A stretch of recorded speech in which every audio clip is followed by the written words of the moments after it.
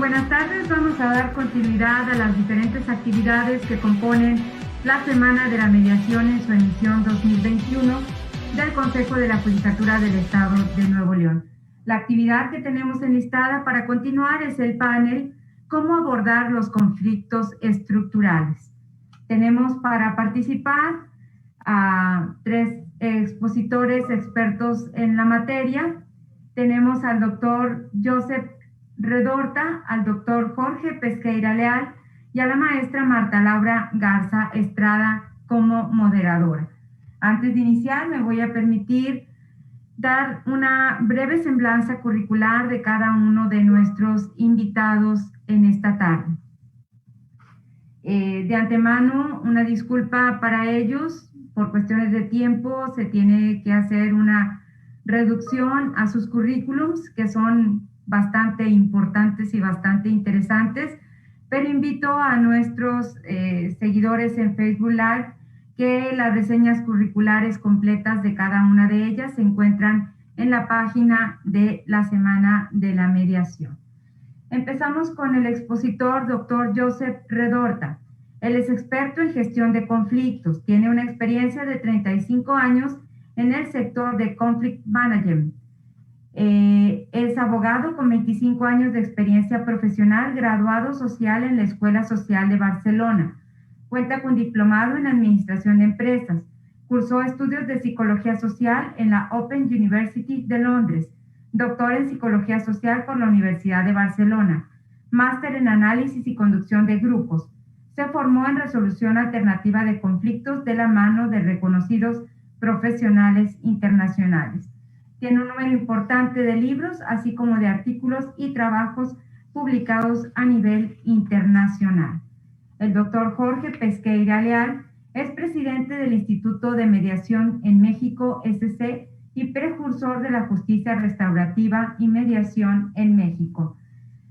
Profundo conocedor de la realidad social, filántropo, experto en políticas de seguridad pública, precursor de la justicia restaurativa y la mediación en México, fundador del primer centro educativo a nivel posgrado en mediación y justicia restaurativa, galardonado con múltiples reconocimientos en diversas áreas, sin restar importancia a ninguno de ellos. Es de destacar el otorgado en la Ciudad de México por la Comisión Nacional de Derechos Humanos como recipiendario de la cátedra Intranet Nelson Mandela sobre justicia restaurativa. Es especialista en mediación, en antropología criminal, en psicoterapia familiar sistémica, maestro en políticas de seguridad pública, doctor en Derecho, doctor en Sociología y doctor en Criminología. También nos acompaña la maestra Marta Laura Garza Estrada, directora del Instituto de Mecanismos Alternativos para la Solución de Controversias del Poder Judicial del Estado de Nuevo León, anfitriona de este evento. Ella es licenciada en Derecho por la Facultad Libre de Derecho en Monterrey, máster en Mediación Familiar y con Menores de la Universidad Pontificia Comillas, Madrid, coordinadora de la Red Nacional de Mecanismos Alternativos de Solución de Controversias de la Comisión Nacional de Tribunales Superiores de Justicia de los Estados Unidos Mexicanos y de su comité técnico. Miembro de la Comisión Especial designada por el Consejo Nacional de Certificación en Sede Judicial para la elaboración de la base de datos nacional de acuerdos reparatorios. Responsable de la creación e implementación de la red de instructores educativos certificados en el Estado de Nuevo León. Responsable de la creación e implementación de la red de mediación municipal en el Estado, profesora y conferenciante en distintas universidades y foros nacionales e internacionales con temas de mediación, justicia restaurativa y cultura de paz. Miembro del Consejo de Mecanismos Alternativos del Centro Nacional de Evaluación para la Educación Superior en México.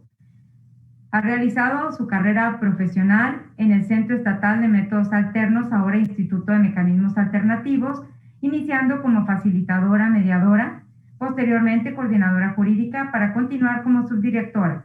Actualmente es directora del mismo. Y cedo el uso de la voz a nuestra moderadora para que dé continuidad al panel Cómo abordar los conflictos estructurales.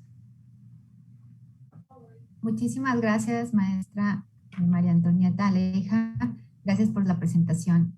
Y bueno, antes que nada, un gran gusto contar con estar presente en este panel y moderar esta charla en la cual, bueno, ambos expositores de una talla internacional, como es el doctor Jorge Pesqueira y el doctor Redorta, conocidos en todo el campo de la mediación, conciliación, justicia restaurativa y como promotores y pacificadores de la paz.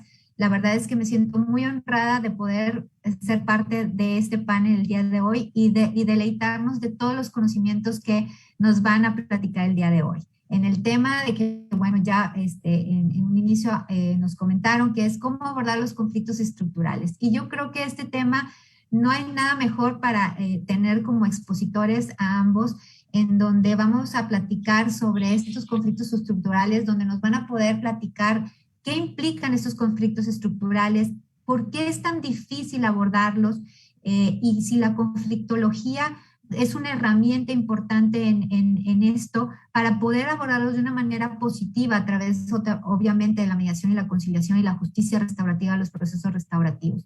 Y bueno, yo les doy la palabra porque yo sé que más que nada que esto lo vamos a hacer en una charla en la cual vamos a intercambiar opiniones y empezaríamos con explicar para todos los que nos están escuchando qué son estos conflictos estructurales y cuáles de ellos pudiéramos abordar de una manera positiva. Adelante. Jorge. Bien, pues podemos, Joseph, te doy el uso del agua si quieres, te lo paso. Sí, bien. Tú dime. Adelante. Ningún problema. Bueno, antes que nada yo quería felicitar al Instituto por la organización de esta Semana de la Mediación. Me parece una iniciativa brillante y necesaria y bien ejecutada, y te das cuenta enseguida que están implicando a mucha gente, lo cual de alguna manera refleja la importancia de los temas que se han seleccionado. Que si miramos el programa son amplísimos y eso mismo nos da una idea de la diversidad de asuntos que tenemos que afrontar.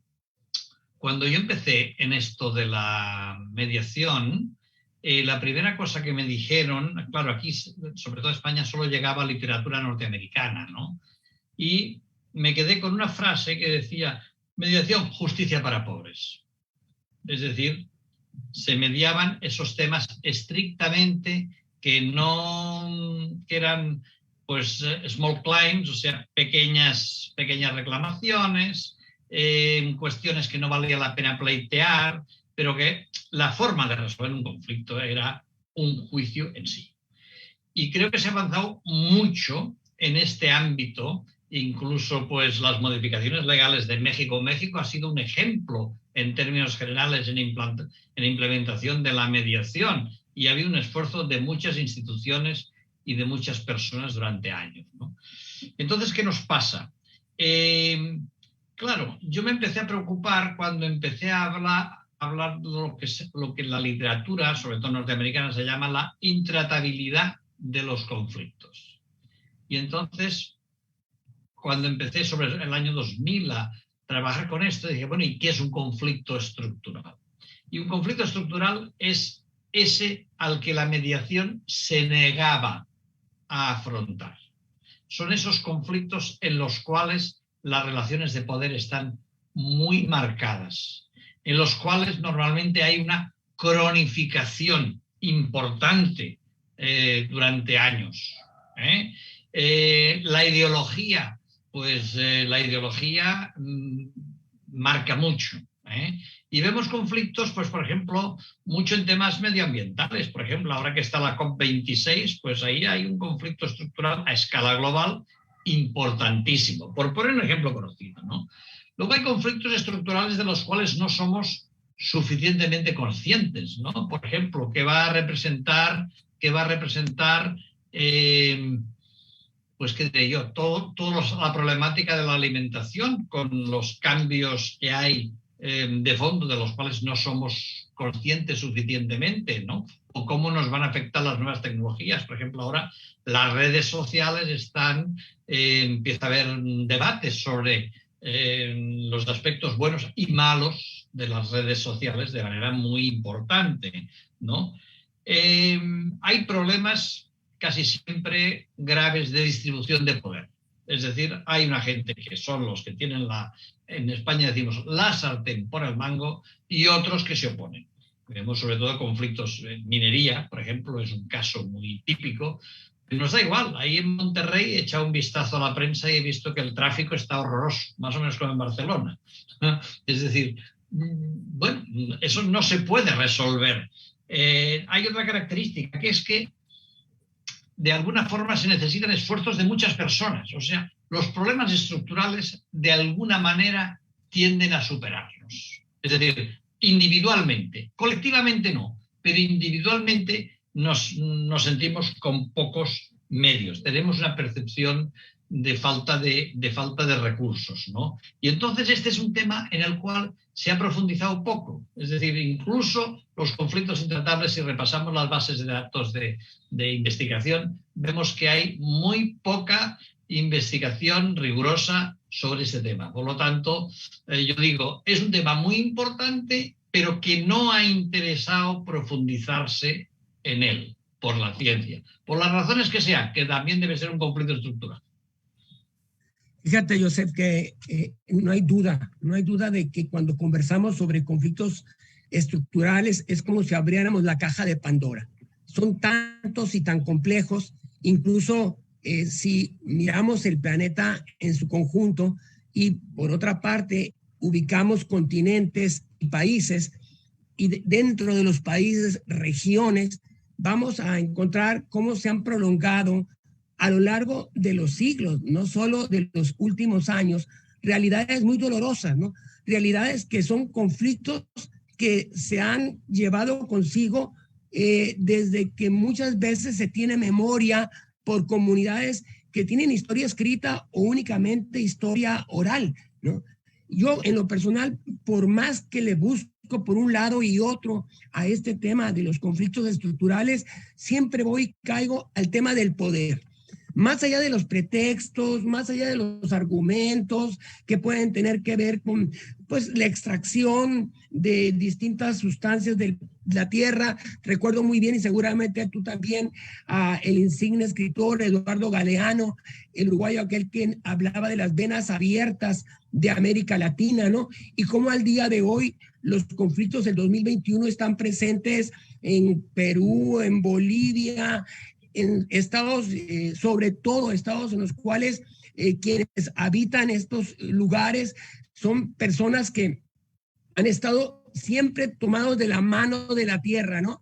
Y ahora en la COP16, en este encuentro que se produjo hace solo unos días, curiosamente, pues, ¿no? Se pensó en utilizar los recursos económicos para intentar de paliar el gran conflicto estructural del medio ambiente en el planeta, en proveer a las comunidades originarias los recursos económicos para que sean ellos, después de haber sido devastados, quienes se encarguen, quienes hagan la tarea de recuperar lo que puedan dentro de esas regiones donde, bueno, por extracciones de mineras, por extracciones de hidrocarburos, por incluso temas forestales muy graves, críticos en la Amazonia, por ejemplo. Bueno, vamos mirando nosotros cómo toda esta complejidad de realidades nos está de alguna manera haciendo experimentar la realidad que estamos viviendo como especie humana en estos momentos. Sí, y de ahí vamos transitando hacia conflictos aparentemente de menor jerarquía, pero que son tragedias de una inhumanidad inconcebible, ¿no? Basta voltear la mirada hacia la Segunda Guerra Mundial, pero también en los años 90 a Ruanda, ¿no? O ahora mismo en Centroáfrica y otras naciones donde con pretextos de diferencias étnicas o diferencias religiosas o defensa, según esto, de un patrimonio, ¿verdad? Se producen enfrentamientos en los cuales millones de personas pierden la vida y la pobreza se convierte en el signo distintivo de los tiempos que vivimos. O sea, este compromiso tomado por Organización de Naciones Unidas para eliminar la pobreza, para eliminar el hambre. Bueno, pues queda en eso hasta el día de hoy. Estamos en el 2021 y el 2030 en la agenda de Naciones Unidas para precisamente crear condiciones para hacer más vivible el planeta y sobre todo dar paso a esa historia que se remonta a, pues yo puedo decir, en el caso de América Latina, a tiempos anteriores a la colonia, ¿no? Este tema de una pobreza, ¿no? De la que se han aprovechado quien tiene el poder. Hubo un momento en que el poder lo tenían los jerarcas de las comunidades indígenas, ¿no? O de las civilizaciones que nos antecedieron, remontándonos a incluso a miles de años atrás. Pero poca diferencia encontramos con el día de hoy, ¿no? Con la realidad que se vive en el mundo en que estamos inmersos y cómo es que esta realidad necesita y requiere y reclama cambios. Déjame ya para concluir este comentario. Cuando en 1899 en La Haya se reunieron precisamente un cúmulo de naciones para reflexionar sobre cómo arreglar pacíficamente los conflictos entre estas, apareció por primera vez ya en un documento, pues, la mediación como una alternativa que da viabilidad a que en lugar de enfrentarte bélicamente con todas las consecuencias que las guerras tienen, bueno, se abría un espacio de diálogo entre naciones. Ya después, en otros contextos, va esto apareciendo en escena como una vía de solución de conflictos. El Estado en un primer momento, con el monopolio que tiene de la fuerza, pensó que a través de la justicia heterocompositiva o adversarial iba a resolver los conflictos de los ciudadanos, y nosotros cedimos al Estado, a los estados de cada región del mundo, cedimos esa protección que nos debemos a nosotros mismos, pero que bueno, si tú te encargas de mi seguridad para que yo pueda desarrollar ampliamente mis mejores atribuciones y facultades, pues te lo dejo Estado. Y sin embargo, bueno, pues hemos mirado la realidad en que nos encontramos y en esa realidad también cómo es que en los tiempos que vivimos, sí, estas metodologías de autocompositivas de solución de las controversias, pues valen en contextos muy reducidos, si quieres considerarlos celulares, como es el caso de la familia, hasta estos otros contextos donde ahora estamos conversando y hay masacres en este mismo momento en distintas regiones del mundo y también de nuestros países. Nosotros no vivimos la realidad de España, pero la realidad de México es verdaderamente preocupante, ¿no? O sea, los conflictos que se han venido produciendo tienen su origen estructural precisamente en un capitalismo que incluso en este momento se muestra como un referente. La India, que es una potencia económica, está intentando, y ahora mismo hay un levantamiento de los agricultores hindúes para evitar que se eliminen los precios mínimos del producto que generan, y el 60% de los habitantes de la India son agricultores. Entonces, hay una colisión entre Estado y entre población en una pseudodemocracia donde hay intereses creados para que se tenga un mayor control o un mayor dominio sobre, pues, lo que consideramos y catalogamos como la actividad primaria de los estados. Entonces, simplemente por hacer alusión a algo macro, y después yo creo y podremos ir más hacia lo micro, ¿verdad? Vale, yo iba a decir de que el gran problema es la desigualdad, el gran problema global. Fíjate que, por ejemplo, en España, datos del 2018, el 1% de las personas tienen tanto capital como el 70% de las rentas más bajas. Eso es España, uno de los países más desiguales, junto con Letonia y tal, en la Unión Europea, ¿no? Entonces, tenemos por un lado la desigualdad como problema y en segundo lugar que el Estado como regulador de la vida social ha dimitido de sus funciones de regularlas. ¿Por qué? Porque ha sido penetrado por, digamos, la élite del capital, la élite del poder, que oye, ya no es solamente capital, es poder también cognoscitivo que dicen, ¿eh?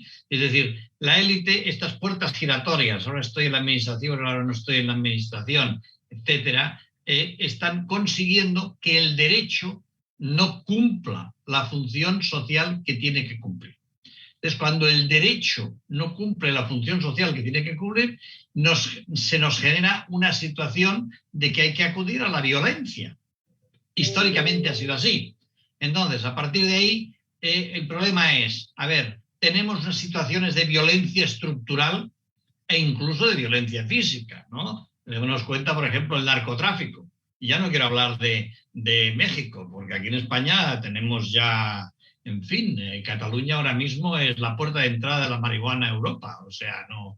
Pero bueno, son problemas muy profundos. ¿Cómo el Estado puede resolver eso? Es decir, la violencia estructural impide la violencia física.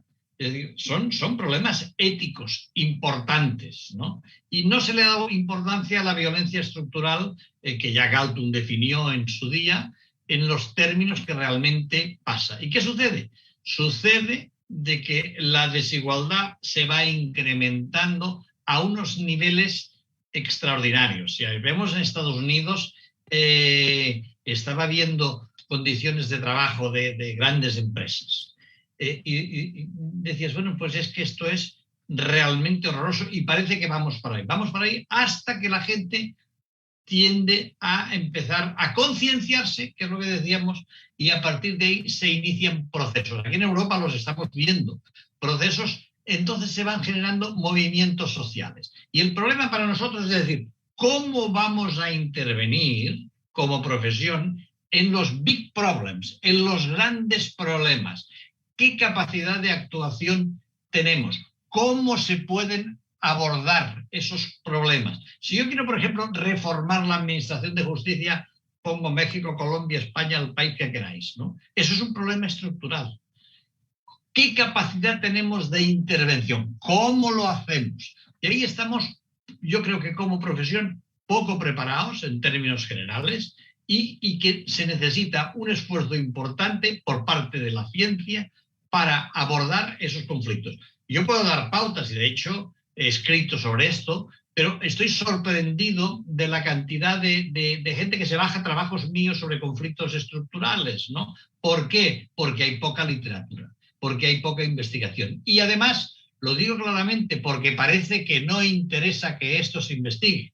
De la misma manera que en medicina pues interesa que se cronifiquen enfermedades porque eso es facturación para las grandes multinacionales farmacéuticas, los conflictos estructurales no importa la investigación. Y aquí es donde creo que hay que rebelarse. Y las universidades, la ciencia se tiene que poner al servicio de la sociedad y empezar a desarrollar instrumentos.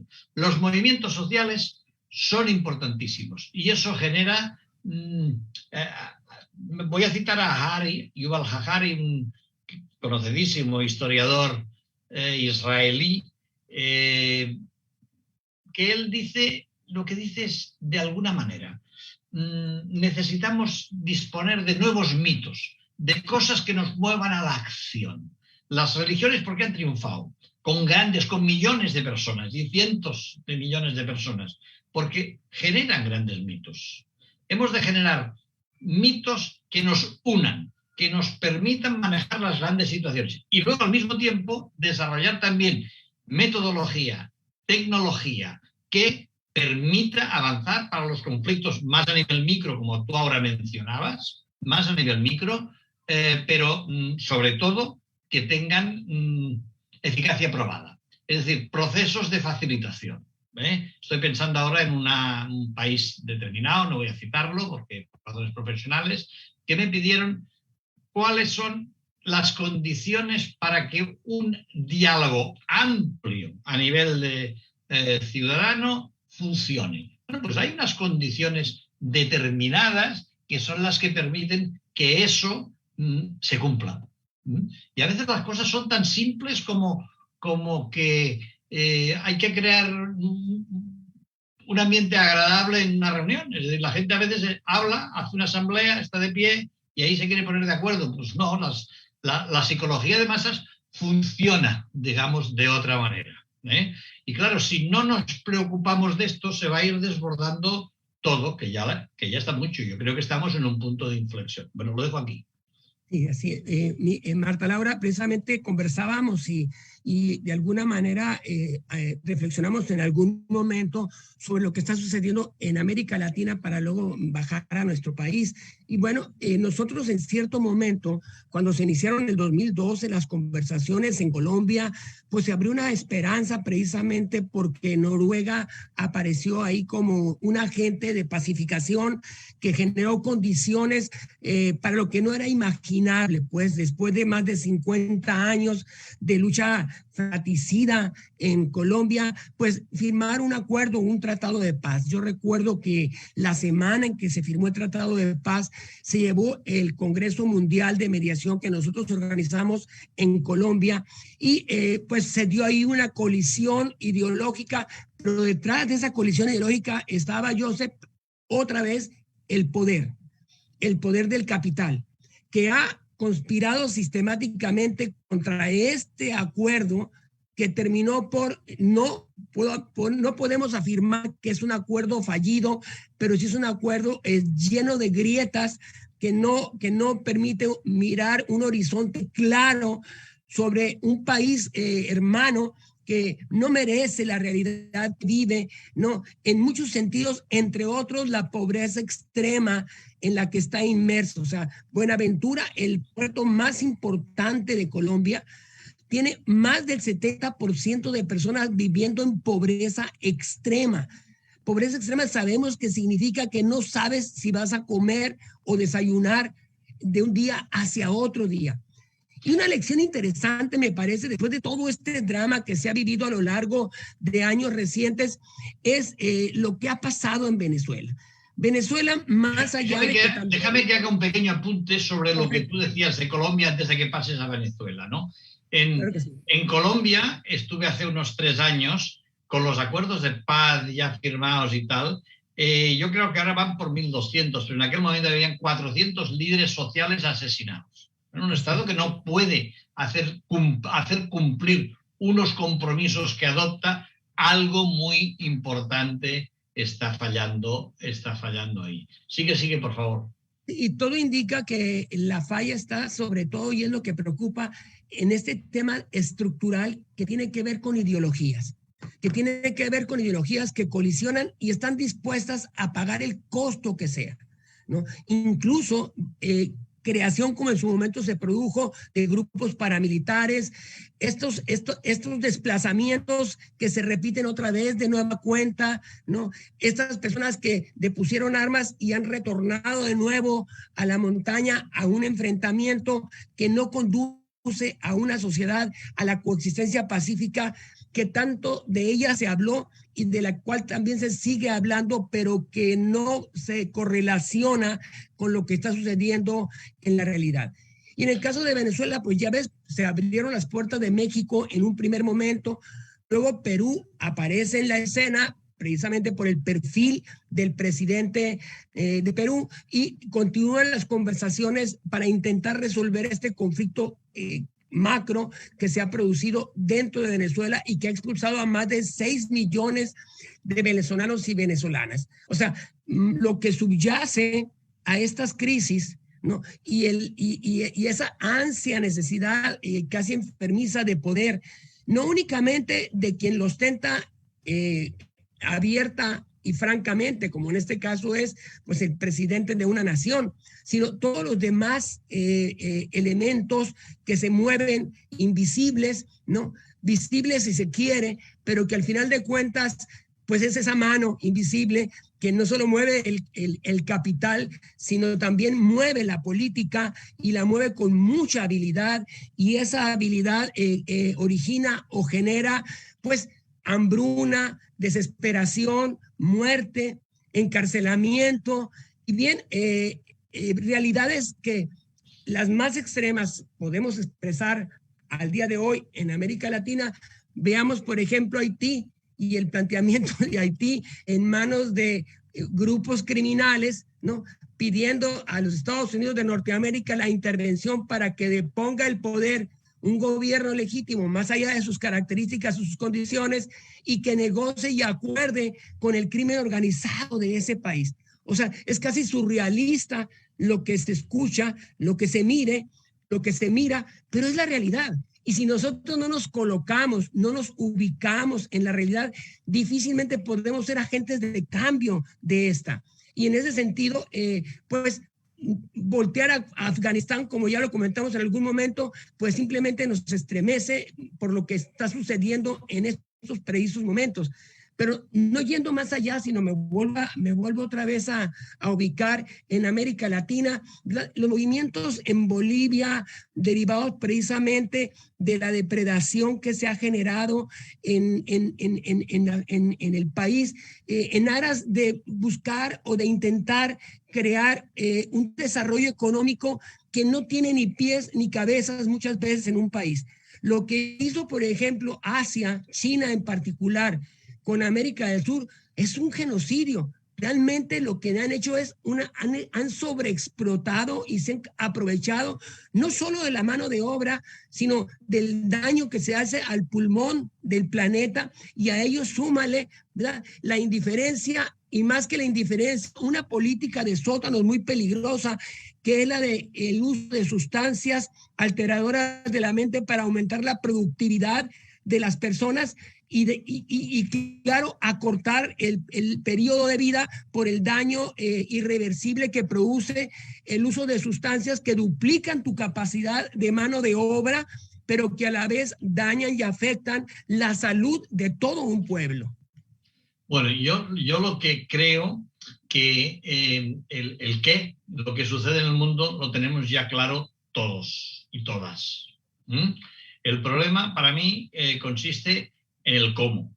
¿Qué se hace frente a eso y cómo se hace eso? Es decir, de qué manera las profesiones que nos dedicamos a resolver conflictos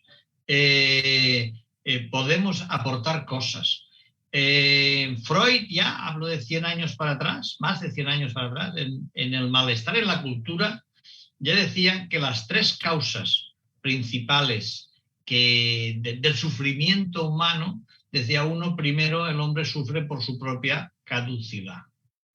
Después sufrimos porque no asumimos la naturaleza como tal, es decir, nos parece que somos los reyes del mambo y resulta que no, que la naturaleza tiene sus reglas, como nos está demostrando ahora continuamente. Y el tercer motivo de los tres que cita Freud es la regulación de las relaciones humanas. Es decir, por lo tanto, la convivencia, las condiciones mínimas de convivencia, aquello de primum vivere de inde filosofare, que decían ya los clásicos, es decir, por lo tanto, cómo se cubren las necesidades vitales y a partir de ahí, ¿qué es lo que hacemos?, ¿no? Entonces, para mí la pregunta es, ¿qué pueden hacer los profesionales de América Latina y de todo el mundo para afrontar ese tipo de problemas? ¿De qué manera podemos ayudar en un proceso social amplio de facilitación, dijéramos, de manera que sea útil? Será lento, seguro. Estamos hablando de problemas, tú lo has explicado muy bien, anclados en algunos casos en los siglos, problemas culturales, problemas de todo tipo. Pero, bueno, ¿por qué no avanzar por esa vía? ¿Por qué no avanzar? Por ejemplo, ahí tienes a Uri en su famoso libro Alcanzar la Paz, un modelo que especifica muy bien lo del tercer lado, que es útil a ciertos niveles, es decir, bajando ya de lo que sería un país, ¿no?, yendo a un conflicto social, dijéramos, determinado, ¿no? Bueno, pues eso está, para mí, en mi opinión, poco divulgado, ¿no? Hay varias razones y motivos que en fin, que podríamos citar, que podríamos hacer y que yo lo creo necesario hacer y que esta reflexión debería hacerse de manera muy grande. La conflictología es una ciencia en construcción. Nos hemos de poner a ello. Yo quería que Marta Laura nos ayudara para salir un poquito de esto, ¿no? Y ver hacia dónde más tiramos, porque esto es inagotable. ¿Marta? Así es, doctor. La verdad es que estábamos escuchando pues todo lo que esto habla de conflictos estructurales desde el hambre, de la pobreza, del encarcelamiento, los crímenes organizados, las drogas, la pobreza extrema, ¿verdad? Y a mí me gustaría aterrizar ahora en el contexto de México. ¿Qué es lo que estamos viviendo? Exactamente, ¿qué es lo que estamos pasando? Porque podemos irnos desde las 3 instituciones socializadoras primarias, que son la familia, la comunidad y la escuela, en la cual también estamos viendo cambios estructurales y que tenemos que abordarlos de una manera positiva con estas herramientas que conocemos a través de los procesos restaurativos. En ese aspecto, ¿qué nos pudieran comentar? Pues mira, yo te diría que México, al igual que la mayoría de los países del mundo, si no es que todos los que integran la Organización de Naciones Unidas, suscribió la agenda precisamente para el desarrollo sostenible, primero 2015, 2030, después 2020, 2030.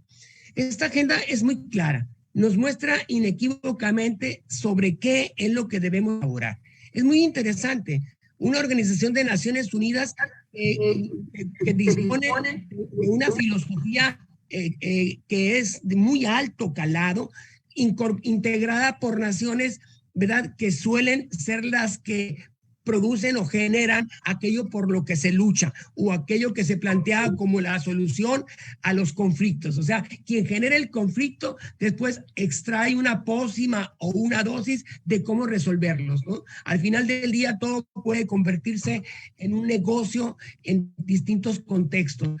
En el caso de México, cuando México se propuso al firmar que eliminaría la pobreza, fue un reto mayúsculo que hasta ahora lamentablemente no solo no ha disminuido, ha aumentado. O sea, las cifras más conservadoras nos hablan de un 62%, las más conservadoras, de un 62% de mexicanos en pobreza, ¿no? Pero lo más crítico es cuántas personas, independientemente de que la pandemia ha hecho y críticamente lo suyo, cuántas personas han descendido de pobreza a pobreza extrema, ¿no? E INEGI, si le creemos, que se supone que es una institución del Estado, pues nos habla de 4 millones de seres humanos en pobreza extrema. Y recuerdo ahora lo que comenta Joseph, o señalaba al principio, la mediación para los pobres, así pensada en España. Y nosotros siempre pensando, la mediación en todos los contextos, aunque claro, no hay duda que si bien es cierto en México la impartición de justicia es gratuita, el acceso a esta no lo es, porque por distintas vías debes disponer de recursos económicos para solucionar un conflicto. Cada familia, cada institución socializadora, cada grupo humano tiene su propia realidad y sus conflictos añejos o del día a día, depende de cómo o desde qué óptica queramos mirarlo, desde la óptica concreta de una familia específica o desde la óptica de la institución como tal, que ha tenido sus altibajos a lo largo de la historia y ahora mismo el 2021 está de bajadita, desgraciadamente, siendo que es ultra importante en el proceso de socialización.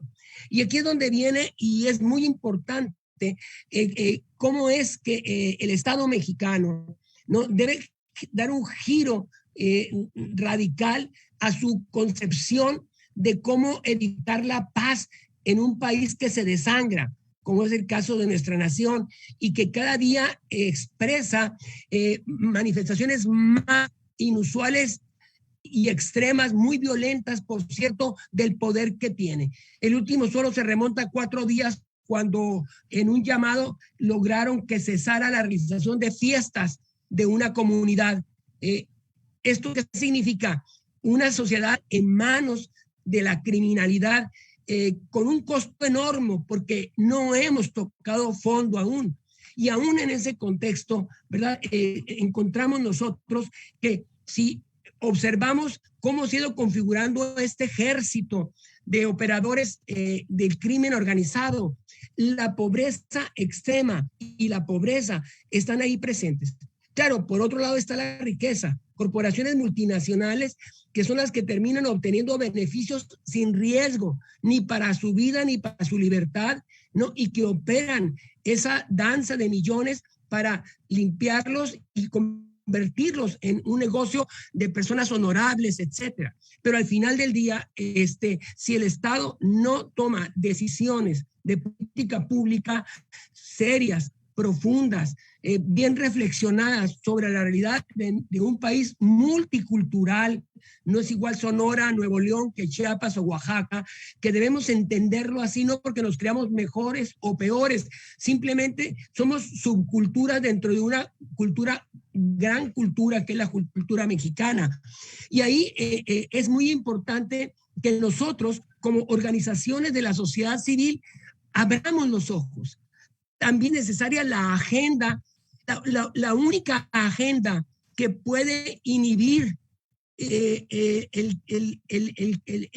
sendero por el que estamos transitando es la de la sociedad civil, pero una sociedad civil genuina, no una sociedad civil que se manifiesta en razón de intereses de grupos económicos, de grupos incluso delincuenciales, como ya hemos observado la introducción del crimen organizado en las elecciones y los logros que ha obtenido en México. Entonces estamos hablando de una realidad muy compleja, pero que por compleja que sea, ¿verdad?, se puede mirar en el horizonte una pequeña luz, y es esa pequeña luz la que debemos agrandar nosotros para dejar de ser la realidad que vivimos y transformarla. Y ahí, precisamente, una alianza estratégica entre la sociedad civil que opera con conocimiento, porque bueno, cuando yo hablo de la sociedad civil, también quiero involucrar en la sociedad civil a las universidades, porque los que suelen generar estas organizaciones de sociedad civil son investigadores, docentes, personas que tienen una comprensión clara de la realidad, como Joseph. Por ejemplo, escuchas a Joseph y te das cuenta de esta visión global clara que tiene de la realidad, y esto permite, ¿verdad?, identificar por dónde transitar, qué priorizar, y entonces avanzar en consecuencia, en lo que las instituciones del Estado logran lo que pueden, como en el caso en que nos encontramos, donde es el Poder Judicial quien convoca a los ciudadanos, a las ciudadanas, para que participemos en experiencias como esta. Por eso, para mí, los tiempos que vivimos hacen de los poderes judiciales verdaderos centros o instituciones revolucionarias en el mejor sentido de la expresión. El cambio de cómo relacionarnos interpersonalmente, el cambio de cómo abordar los conflictos, ¿no? La elevación de la comprensión de lo que puede significar la justicia para los mexicanos y las mexicanas cuando se tiene acceso a través de la itinerancia, a través de la vía que fuere, ¿no? Un Estado cuyo poder judicial se ocupa de todos, pero sobre todo, ¿verdad?, como señalaba Joseph, de los más pobres.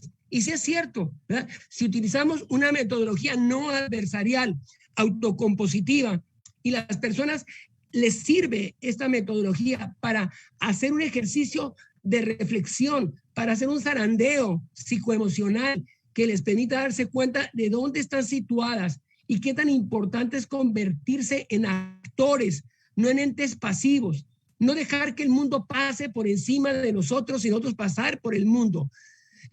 Los organismos internacionales, UNESCO, las constituciones de los países tienen por ahí mucho de dónde tomar para que nosotros veamos con claridad que si cada persona tiene derecho inalienable, imprescriptible, indivisible a el desarrollo de lo mejor de nosotros mismos, de las cualidades con las que aparecemos en el mundo, y hay coadyuvancia para estas cualidades positivas, entonces claro que podemos producir cambio. Pero si vamos a la deriva, si vamos como un gran barco en una tempestad, sin una correcta orientación, y no quiero decir guía, porque no quiero que nos miremos como menores de edad, sino con una orientación de la que todos tenemos conciencia, pero hay quienes tienen que, precisamente porque somos sociedades organizadas, pues serlo, y no ser sociedades desorganizadas, donde esa desorganización se presta para que grupos reducidos tomen control, tomen el poder, y ese poder se traduzca en riesgo, porque las personas no piensan más allá de su generación. Se suponen eternas y suponen que lo que ellas piensan es como el mundo debe girar, y resulta que ni son eternas, pero sí el daño que dejan a pequeñas, grandes comunidades o al mundo entero es irreversible. Entonces, Jorge, déjame decir una cosa al hilo de lo que estábamos comentando tanto Marta como tú. Cuando Marta decía, bueno, tenemos la familia, tenemos la escuela, tenemos tal, yo creo que nos hemos olvidado de un aspecto muy importante, que es todo el tema de la comunicación, de la violencia en la televisión, en las redes, en los medios sociales. Los niños, nuestros jóvenes y tal, aprenden por imitación, eso ya lo dijo Albert Bandura en los años 60, y los modelos que estamos viendo y que estamos generando en este momento, es más violencia de futuro. Y eso nos lo tendríamos que tomar muy en serio. Y cuando tú has dicho de que el Poder Judicial puede jugar un rol revolucionario en esto, yo estoy totalmente de acuerdo. Fíjate que aquí en España tenemos una experiencia de un juez de menores determinado que pone unas penas muy curiosas, ¿no? Por ejemplo, a un chico le dijo, pues mira, ¿qué te gustaría hacer, hombre? Yo una profesión, no sé qué. Dice, ¿te gusta barbero? ¿Cortar el peluquero? ¿Cortar el cabello? Sí. Pues mira, la pena que te impongo es de que aprendas a hacerlo. Y te voy a liberar la pena cuando yo venga a la barbería donde tú trabajas, me cortes el pelo a mí y yo diga que me ha gustado. Es decir, es un pequeño botón de muestra, porque este hombre ha condenado a la gente a aprender a leer y a escribir. Es decir, el Poder Judicial, claro, ¿qué nos pasa? Nos pasa que venimos del derecho. Y el derecho nos hace pensar de una manera determinada. Nos hace limitarnos a ver la ley positiva. Y cuando reflexionamos más para allá, nos cuesta. Esta es la verdad. ¿Qué hacemos? Miramos a la jurisprudencia. Pero la jurisprudencia es una mirada hacia atrás. Mirar hacia adelante, en perspectiva, nos cuesta mucho porque ahí no hay ley. Ahí no hay norma y estamos habituados estructuralmente en la mente a pensar en términos de normas. Y eso deberíamos ampliarlo. La gente vinculada al mundo del derecho tiene que ampliar horizontes, buscar más allá en las ciencias sociales. Lo digo incluso por mi propia experiencia personal, pero que lo he vivido en otros casos, de manera que seamos capaces de crear nuevos mecanismos. Porque si no, fijaos, el asunto es cómo se han resuelto a lo largo de la historia los conflictos. La fuerza, siempre. La violencia es histórica. Segundo, el derecho. El derecho impide, cuando está legitimado, el uso de la fuerza. Porque la fuerza requiere recursos.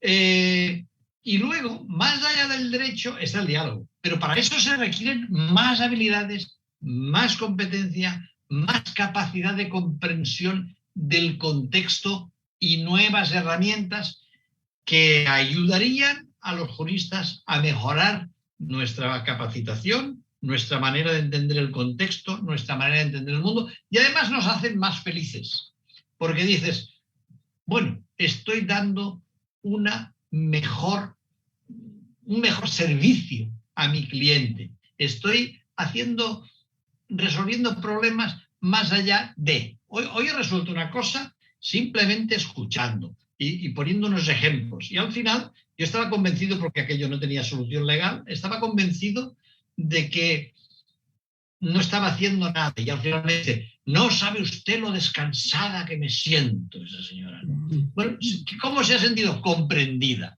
¿no? Y esas habilidades en las facultades de Derecho, no, al menos aquí en España, pero quiero pensar que en los otros sitios tampoco pasan, no nos las enseñan. Yo digo que cuando en Bélgica vi que habían cursos de escucha activa, con mis 50 años, yo dije, ¿pero qué dices? De 30 horas encima.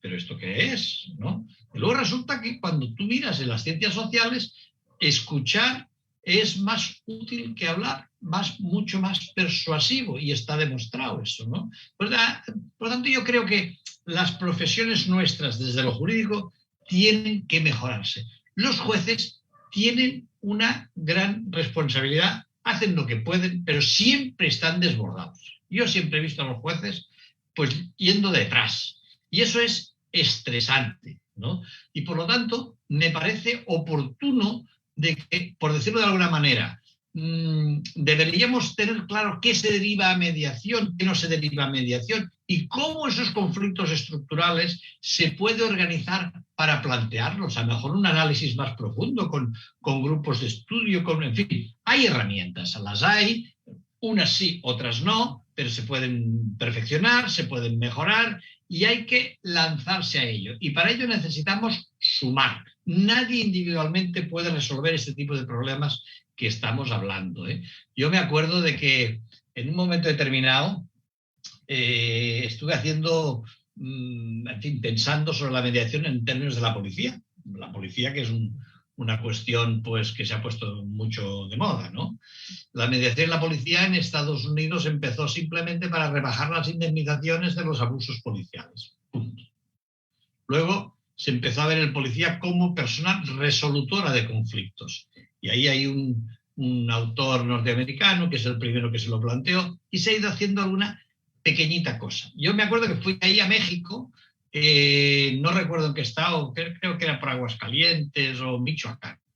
Y bueno, les daba unas clases determinadas que me habían contratado, una capacitación determinada, y los veo interesados. Y me contesta la persona que me había contratado. Dice, la mitad están en el narcotráfico.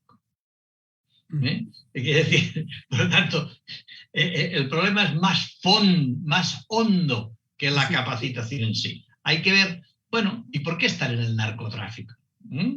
Y aquí lo hemos vivido también. Nosotros somos un país de frontera con Francia y en la posguerra había un tráfico de contrabando de tabaco y de lo que queráis, ¿no?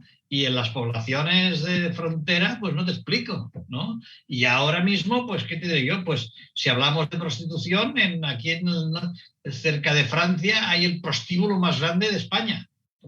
Bueno, pues a ver, ¿quién es el dueño de esto? ¿Qué es lo que pasa con todo esto? ¿No? Es decir, yo creo que las administraciones y sobre todo el Poder Judicial tiene, en fin, que puede coayudar, no hay que dejarles todo el trabajo a los jueces, al contrario, hay que quitarles trabajo y a juicio tienen que ir esas cosas realmente importantes, esas cosas que necesitan una visión pues de equidad, una visión ajustada al derecho, pero que siente un precedente, que marque una cosa. Lo que no podemos es ahogar a los juzgados con 50.000 temas y además con muchas variables, con muchos matices. No. El sistema, es decir, el nuevo paradigma para mí sería desarrollar la conflictología de forma que lo que nos conviene es pensar en términos de solución de problemas. ¿Cómo vamos a arreglar este problema? Dejemos aparte los medios. Ahora vamos también a desarrollar los medios. Y eso supone pues todo un cambio en el pensamiento. Pues mira, yo te diría, Joseph, ya para concluir en un poco, creo que es un buen momento y además como una buena nueva para todos, que seguramente Marta Laura la conoce, pues la ley reciente de Quintana Roo, ¿verdad? Sobre justicia alternativa, ¿no? Esta ley es importantísimo que la lean todos los mediadores y mediadoras, conciliadores y conciliadoras, y también expertos y expertas en justicia restaurativa. Por primera ocasión, en México y el mundo, se plantea que justicia adversarial y justicia autocompositiva se encuentran en el mismo nivel, que tienen la misma finalidad, que tienen la misma dignidad y en consecuencia, ¿verdad?, los tribunales deben guardar y cuidar que ese equilibrio permanezca. Primer punto, no somos facilitadores las personas que laboramos en tareas tan complejas como solución autocompositiva de conflicto. Somos especialistas con profesión los que laboramos paralelamente al sistema de justicia, donde lo que se resuelve tiene un impacto que se traduce en sentencia pasada a autoridad de cosa juzgada. Es muy importante destacar Este elemento que yo he venido insistiendo en los últimos años, que es el árbol de la justicia. El árbol de la justicia, yo sé, hasta Laura, sabemos nosotros la profunda, riquísima, inconmensurable el valor que tiene el elemento justicia. Incluso ya hemos escuchado 1000 veces a expertos, cuando haya un conflicto entre justicia y derecho, optemos por el derecho, pregúntaselo a un juez y optemos por la justicia, pregúntaselo a un juez y va a decirte, pues no, porque opto por la justicia y estoy al día siguiente crucificado porque no me ceñí a un derecho que no hacía justicia a través del mismo. Pero sí es muy importante que quienes hacen justicia adversarial, miren que ellos son una rama del árbol de la justicia. Y esa rama es la justicia adversarial o heterocompositiva. Es una rama del árbol de la justicia. Otra rama del árbol de la justicia es precisamente la justicia autocompositiva, mal denominada mecanismos alternativos de solución de controversias, pero así la colocamos en la Constitución. Si le damos el valor a esta expresión de justicia adversarial, donde alguien gana y alguien pierde, y una justicia colaborativa, autocompositiva, vaya que damos un giro favorable al crecimiento de las personas y a la credibilidad de la ciudadanía en el sistema de justicia. Son tiempos en los que el Poder Judicial, en su rama adversarial, debe sí potenciarse con mejores jueces, mejores magistrados, mejores ministros, pero también son tiempos en los cuales se debe valorar, como lo hace la ley de Quintana Roo, y dar precisamente la potencia que tiene esta otra rama tan importante, donde es más relativamente sencillo, pero sobre todo cuando utilizas metodologías como la mediación asociativa o la mediación transformativa, te das cuenta de que las personas pueden experimentar transformación, pueden experimentar cambio, pueden darse cuenta, tomar conciencia de su conflicto y qué hacer con este conflicto y cómo conducir su vida si logran desmarañar el conflicto en sí. Yo te diría así en síntesis que el hecho de que en México se transite en el ámbito de la justicia, dándole el valor que tiene al árbol de la justicia, cuya otra rama es la justicia social. Estas tres grandes ramas del árbol harían una diferencia monumental, porque cuando hablamos de justicia social, hablamos de lo que tú comentas, Josep. Estamos hablando de qué hacer para por fin culminar o deshacernos de este sortilegio de la pobreza como una realidad endémica, como una realidad ancestral y como una realidad del porvenir, indudablemente del presente. Tenemos que dar un paso de nuestra propia especie. Sí. Y yo me quedo con las ideas estas que me parecen muy interesantes, pero déjame explicar una anécdota sucedida ahí en México. Quiero recordar que era Aguascalientes y hace unos años, de cuál es el papel que pueden hacer los facilitadores, ¿no? Yo recuerdo que me invitó el CEJA, el Centro de Estudios Jurídicos de las Américas, junto a un argentino y a un mexicano, a hacer una experiencia que básicamente me lo plantearon de la siguiente manera. Dijeron, pero tienes que hacer una ponencia sobre métodos alternativos de resolución de conflictos, que tiene que estar bien. Pero eso no es lo más importante. Lo más importante es que al día siguiente os vamos a traer a los tres todo el arco parlamentario, todos los distintos partidos que hay, ¿no? Y os van a hacer sobre la marcha y vais a contestar cada uno desde su punto de vista, desde vuestro punto de vista, la opinión que tengáis de las dudas que os planteen, todos los políticos. Al día siguiente vendrán jueces, todos los jueces interesados en el tema, etcétera, etcétera, etcétera, para resolver sus dudas. Y al día siguiente vendrá la Procuraduría con todas sus dudas y tal, ¿no? Bueno, pues yo tengo que decir que la ley de mediación, que era lo que se estaba discutiendo, salió prácticamente pactada. ¿Por qué? Porque involucramos a los actores que tenían que decidir, resolvimos técnicamente las dudas que habían, y a partir de ahí fluyó. valga la expresión. Entonces, lo que tú estás diciendo, me estás diciendo una rama del árbol que sería la social. Bueno, pues es que realmente necesitamos en el siglo XXI un nuevo contrato social. Lo de Rousseau hay que actualizarlo. Necesitamos pensar de distinta manera, ¿no? 1. 2, que necesitamos esta justicia, no le llamamos alternativa, autocompositiva, etcétera, etcétera. No en el esquema directamente judicial, que hay que respetarlo mucho y hay que guardarlo para las cosas realmente imprescindibles. A mí me gustaría que los jueces trabajaran muy poco y muy bien, dijéramos, ¿no? Entonces, bueno, pues, pero eso requiere una inversión, es decir, ¿cuál es el presupuesto, dijéramos, del sistema judicial? ¿Y qué resultados está obteniendo? Y no hablo de México, hablo de Europa. Y si hablo de España, pues ya no te digo. Yo aquí digo que estamos en quiebra, directamente. Entonces, ¿eso qué es? Fuente de violencia, fuente de violencias, porque no hemos encontrado los mecanismos adecuados, ¿no? Ahora, hoy he leído en la prensa que se iban a comprar 50 aviones tipo no sé qué aquí en España.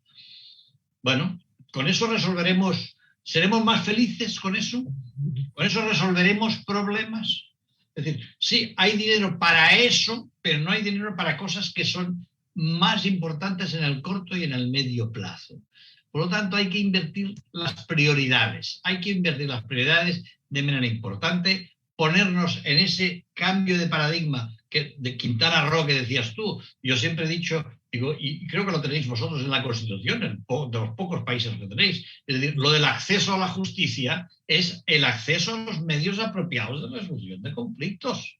Y por lo tanto, la justicia es entendida en un sentido muy amplio, más allá de la norma, dijéramos, de derecho positivo, pero claro, para eso supone regular el derecho necesario.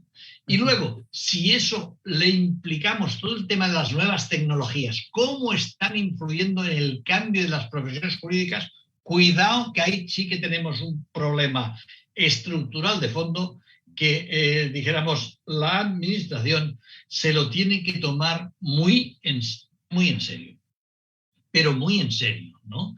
Entonces, para mí, vuelvo a Freud, nos moriremos seguro. La naturaleza ya la hemos maltratado suficientemente, pero en lo que sí podemos actuar es en ver cómo mejoramos nuestra capacidad de relación, nuestra capacidad de convivencia. Tengo por aquí un escrito que es un segundo manifiesto ha surgido de Francia, de convivialismo, hecho por 300 personalidades, entre ellas pues naturalmente está Edgar Morin, está Chomsky, etc. En las cuales lo que dicen es, cuidado, ha llegado el momento en que hemos de pensar ya en positivo, es decir, ¿qué construimos? Aparte de que todo se caiga, ¿qué construimos? ¿Qué cosas hacemos? ¿Cómo podemos partir de nuestra experiencia para construir cosas con orientación de futuros? Porque la generación de nuestros hijos y nietos lo requiere, lo exige y nos acusarán de muchas cosas. ¿Cómo ves, Marta Laura? Definitivamente todo lo que han comentado en cuanto a la impartición de justicia, en cuanto al cambio de paradigma de los tribunales, es algo que, bueno, me ha tocado vivir día a día dentro de los tribunales. Es cierto que tenemos nuestra norma constitucional que habla de que las leyes preverán mecanismos alternativos, que las autoridades deberán privilegiar la resolución de los conflictos, privilegiando sobre todo los formalismos procedimentales, pero a la hora de que lo replicamos en la práctica, ¿por qué cuesta tanto? ¿Por qué romper todo ese desafío? En cuanto a que si no viene de acá, de lo jurisdiccional, no es algo bueno. Cuando está comprobado por estadísticas, y eso es lo que queremos hablar en números, que el 90% del 100% total de la media aritmética que se hace de todos los tribunales, del 100% de los acuerdos firmados, el 95% se cumple de manera voluntaria. Yo creo que ese es un cambio totalmente de paradigma en el que se puede trabajar diciendo, bueno, sí funciona el darle a través de los procesos restaurativos de la mediación la oportunidad a las personas de recobrar ese poder que han perdido de resolver su conflicto, porque eso también tiene mucho que ver con el derecho, la cultura del derecho.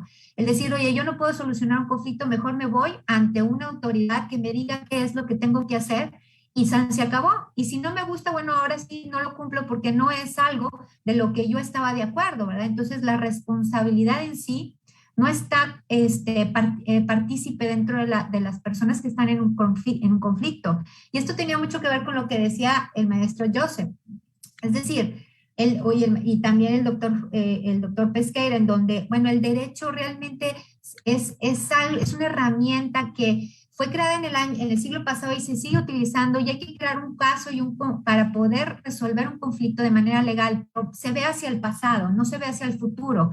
Y eso es lo que hace la dificultad de que se permee esta cultura de paz en la resolución de los conflictos. Lo platicaban ahorita con la cuestión de las familias, en donde la familia pues es el agente primario de socialización, transmisora de valores. ¿Y qué ha pasado con esta pandemia o desde antes de la pandemia, en el que nos perdimos mucho el rumbo dentro de la familia y que viene a permear dentro de los poderes judiciales? ¿En qué? En divorcios, en custodias, en convivencias, en alimentos, en cuestión de materia penal, en adolescentes, buscando ese sentido de pertenencia en pandillas y no en familias, en la delincuencia organizada, que luego nos llegan a nosotros por procesos restaurativos, en los cuales también los juzgadores pudieran ser agentes promotores de paz en este cambio de estos conflictos estructurales.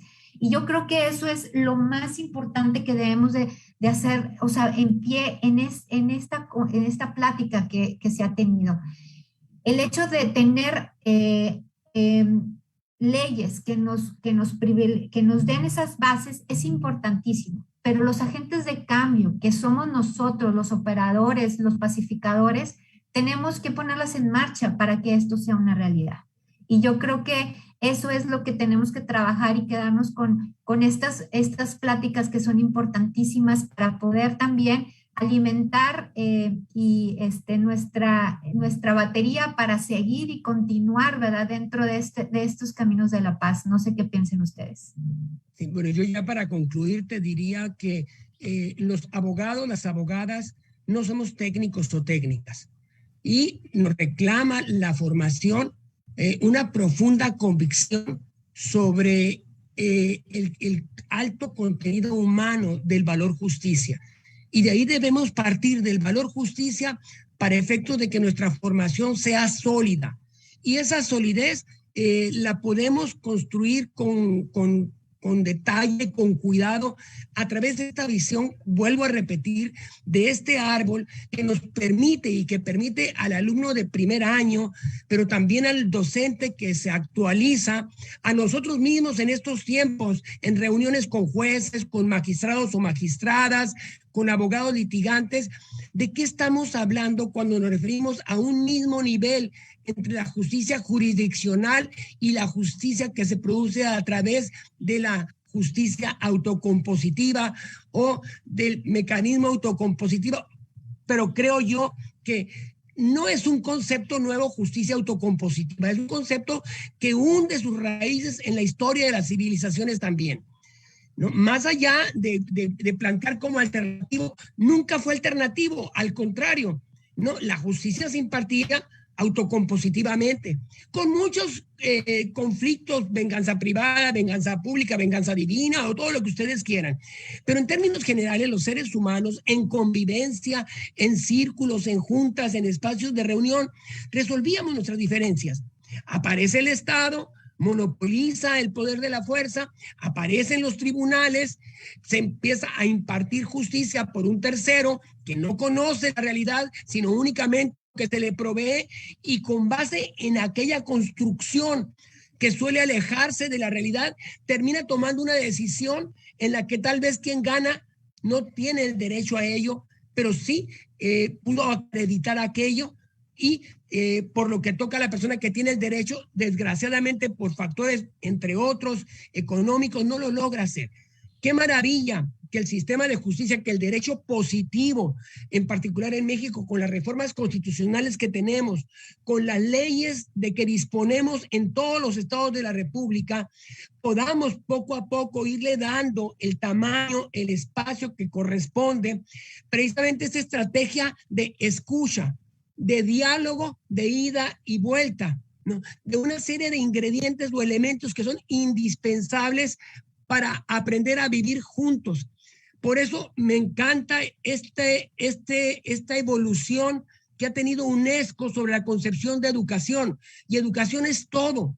Educación es pasar de una existencia primaria, básica, rupestre, a poder transformarnos nosotros y transformar el mundo que nos rodea.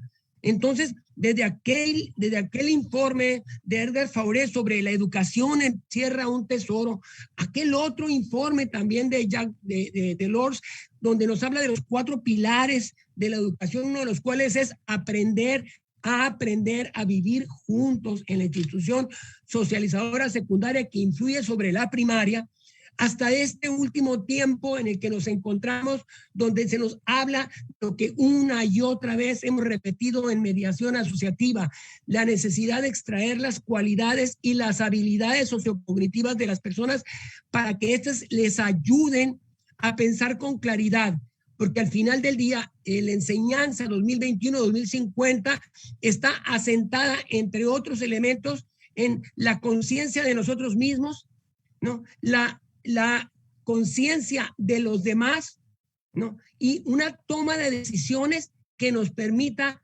lograr que aquello que se produce no dañe, no lastime, no lacere, no atente contra la dignidad de nuestros semejantes. Ese proceso de construcción corre junto con otro de destrucción. Veamos qué podemos hacer nosotros para paliar y después de paliar también para nosotros ser quienes ejerzamos no el dominio, sino en todo caso a través de la palabra, que es la que nos humaniza, que es la que nos permite transformar la realidad, a través de la palabra, darnos cuenta de que hay otra manera de vivir y que la destrucción no es la mejor manera de hacerlo, porque daña al que la genera y aniquila al que la recibe. En consecuencia, yo con esto concluiría mi participación. Y quiero dejar ahí sobre la mesa lo más importante para todos y para todos es cambio en la manera de relacionarnos con nosotros mismos, con las personas que interactuamos y en el medio ambiente en general. Un cambio positivo, fincado en cualidades positivas del ser y en habilidades psicosociocognitivas, claro que hace una enorme diferencia. Reeducar no es sencillo, pero ahí precisamente la labor del Estado y de las organizaciones de la sociedad civil está presente en estas 3 instituciones socializadoras básicas. No pueden continuar a la deriva. La familia vive a la deriva en el planeta entero, a excepción de estados dictatoriales como China, que lo están haciendo muy bien, pero están envenenando al final del día la mente de las personas porque la están alienando en lugar de abrirla a vivir en libertad.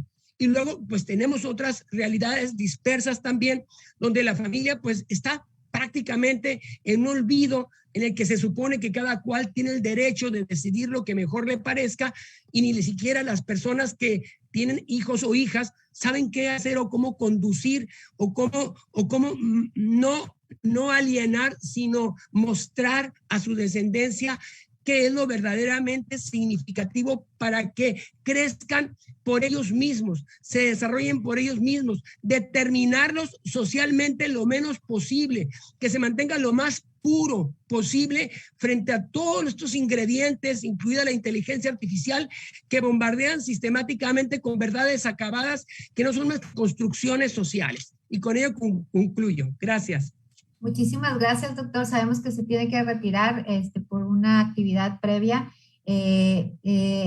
Vamos a dar tiempo ya para preguntas que se tienen en el panel y vamos a lanzar la primera que nos preguntan. Es un conflicto... Déjame decir claro. una cosa para terminar y despedirme de Jorge, que tampoco tengo tantas oportunidades de verlo. Antes de entrar ahí, será un minuto. Únicamente decir que en tiempos de tanta incertidumbre, de incertidumbre aguda, yo creo que la actitud inteligente es la exploración. la exploración, el tanteo de caminos nuevos, pero sobre todo lo que necesitamos es acción. Es decir, no podemos conformarnos con filosofía, sino necesitamos hechos, aunque fracasemos en algo, porque al final lo resolveremos. O sea, para mí mi mensaje final sería optimista. Y lo que diría es recordar las palabras de Karl Popper, el famoso filósofo, que decía, el problema es la resolución general de problemas. Y estamos pinchando el hueso ahí. Lo dejo en este punto. Gracias, Jorge. Un placer, como siempre, hablar contigo. Muchísimas gracias, doctor. Y bueno, pues mejor no lo ha dicho. Yo creo que la transformación empieza por cambiar precisamente nuestra forma de pensar. Y así lo decía también Uri en cuanto a que hoy en día no hay ningún desafío más importante precisamente que el abordar nuestras diferencias. Y entonces eso es lo que hace ese cambio en la manera de relacionarnos, en la exploración que comentaba, en el optimismo y en la acción a tener, ¿verdad? Tenemos una pregunta que nos dice, bueno, que si es un conflicto estructural la violencia familiar y si se puede abordar dentro de un proceso restaurativo esa violencia familiar. Bueno, yo creo que sí, pero la violencia familiar, yo tuve algunas experiencias precisamente en México con alumnas que estaba capacitando y me hicieron ver que lo que desde Europa se ve de una manera, pues desde Latinoamérica se ve de otra. La primera cuestión que aprendí en este tema, siendo prudente, es que en Canadá la violencia familiar no se podía intervenir con mediación si no era bajo supervisión del juez. Es decir, tenía que ser un trabajo conjunto, que el juez viera claro, de intentar ver cómo eso se abordaba. Cada caso es un caso distinto, pero tiene sus particularidades. Y yo creo que hay cosas que se pueden realmente hacer. Hay que ser muy prudente porque la violencia familiar forma parte mucho, excesivamente, del todo, de la cultura. Y entonces ahí vemos sociedades muy machistas. En España, desde luego. Tenemos casos flagrantes, ¿no? Pero es que todo este caldo de cultivo de que los temas los hemos de resolver mediante la violencia y todo esto de que yo para sentirme bien necesito pegarte y no considerar a los hijos qué es lo que están viendo y todas estas cosas, esto requiere un tratamiento profundo, requiere un tratamiento del cual seamos conscientes, dijéramos, ¿no? Y desde luego hay que ponerle límites. Es decir, el derecho tiene que cumplir ahí su función. Y decir, bueno, a ver, así no se puede vivir, así no se puede avanzar. Yo estoy en que se puede hacer, es delicado. Aquí se ha intentado con juzgados específicos de familia. Y yo creo que los jueces y juezas, sobre todo son mujeres, de aquí, pues están jugando un rol importante, ¿no? Pero no creo que ese sea el único, dijéramos, mecanismo. Habría que hacer, es decir, alguien debiera sentirse mal en vez de sentirse bien cuando se produce violencia familiar. Y hay muchas cosas que se nos escapan. Y ya no digo situaciones de abuso infantil. Y ya no digo, en fin, ahora estoy pensando, por ejemplo, en Colombia. En Colombia estuve en una población, que no voy a decir el nombre, donde había pues inmigración venezolana, donde había de todo. Y los hijos no se sabían demasiado de quién eran. Se robaban dentro de la misma comunidad, dentro del mismo bloque de vecinos, ¿no? Entonces, claro, eso era grave, porque se había hecho, pues bueno, pues gente que estaba en el campo había pasado a vivir en un piso. Entonces eso requiere un tratamiento distinto. Dijéramos, se necesita una preparación, se necesita saber qué. No se puede trasplantarlo así, ¿no? Y en cambio una cosa que se hizo muy bien ahí en esa población concreta fue integrar a todos, y yo estuve ahí con todos la gente que había pues desde el policía, el juez, en fin, el bibliotecario, en fin, todos los actores y operadores jurídicos o no jurídicos, reflexionando de qué se podía hacer, cómo se podía hacer. Y yo en estas cosas siempre pienso que un pequeño avance no es nunca un pequeño avance, es un gran avance, solo que hay que multiplicarlo. Vamos a ver cómo se multiplica. No sé si me he explicado bien. Sí, sí, sí, perfectamente. Yo creo que la pregunta va muy enfocada a que en México está expresamente prohibido el mediar a través de las salidas alternas al proceso penal para arribar a un acuerdo reparatorio, que es el convenio, que así se denomina en México, para violencia familiar. Pero sin embargo, bueno, la experiencia que nos ha tocado desde los tribunales de justicia familiar restaurativo, en donde si bien es cierto empieza con el contexto de violencia familiar por una denuncia, también hay temas que hay que abordar como la convivencia, los alimentos, las custodias, el cómo que los hijos subsistan, ¿verdad? Tanto y que estén dotados de todo lo que la familia debe de ser nutridora de valores, y no nada más económicamente hablando, sino también de valores, ¿verdad? Entonces, en este contexto tenemos, por ejemplo, en Nuevo León, tenemos este Tribunal de Justicia Restaurativa Familiar, en el que habla de que, bueno, de primera instancia no es posible efectivamente mediar esos conflictos de violencia, pero sí es posible mediar todas las cuestiones aledañas a lo que implica el disolver, ¿verdad?, al padre y madre como pareja. Y entonces, como pareja, no como padres, ¿verdad? Entonces, y se habla también de ese trabajo que usted acaba de comentar, multidisciplinario, en donde está el juez familiar, está el juez de control, que es penal, en donde está la institución de salud para ver por si se ingiere bebidas alcohólicas, alguna droga también. Está seguridad pública para que no exista una situación en la que vaya a correr peligro la persona que ha sufrido violencia, ¿verdad? Y se hace un trabajo multidisciplinario, y también es donde entra el proceso de mediación una vez que ya entraron a diferentes etapas, porque van gradándose y pasando de etapa a etapa hasta que se gradúan, para que también puedan llegar, ya que están empoderados ambos, ¿verdad? Porque esto tiene que ser de familia, no nada más es una de las partes, sino padre y madre, partiendo la base de que tienen que volver a tomar sus decisiones porque son padres de sus hijos y ellos tienen la obligación de nutrir de valores y de requerimientos a sus hijos de todas las necesidades, el que se hace estos procesos restaurativos dentro de este Tribunal de Justicia Familiar Restaurativo. Y yo creo que pues ha respondido muy bien en cuanto a todo lo que se necesita en un trabajo multidisciplinario. Por aquí también hacen un comentario en cuanto a qué diferencia hay cuando se llevan procesos con comunidades originarias. ¿Hay alguna diferencia? Pues que hemos de aprender bastante de las comunidades originarias. Esta es mi experiencia. Las comunidades originarias tienen una gran virtud, que es que están acostumbrados, precisamente he estado leyendo bastante de estos temas últimamente, Diamond, que es un especialista, Diamond, sobre temas de pueblos originarios, ¿no?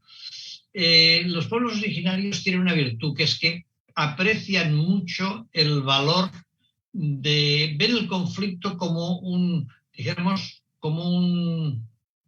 brecha en el tejido social, y por lo tanto no se lo pueden permitir demasiado.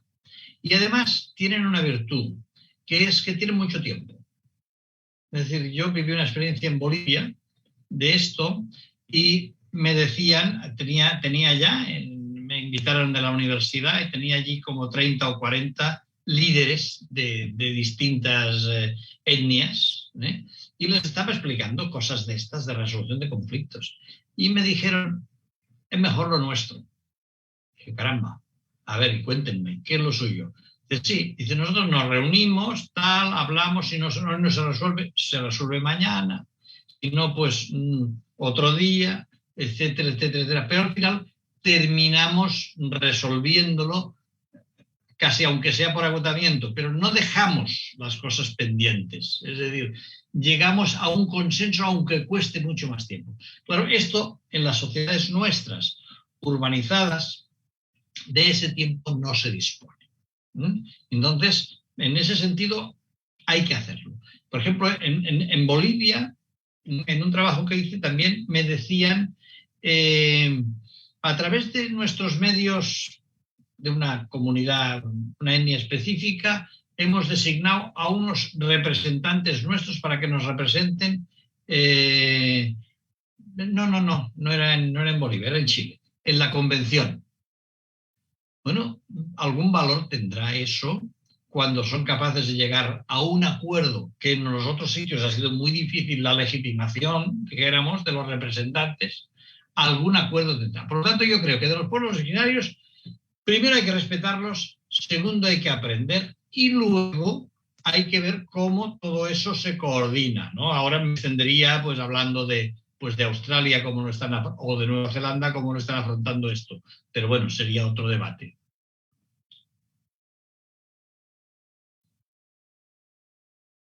Pues muchísimas gracias. Esas son las preguntas en las que están ahorita compartiendo.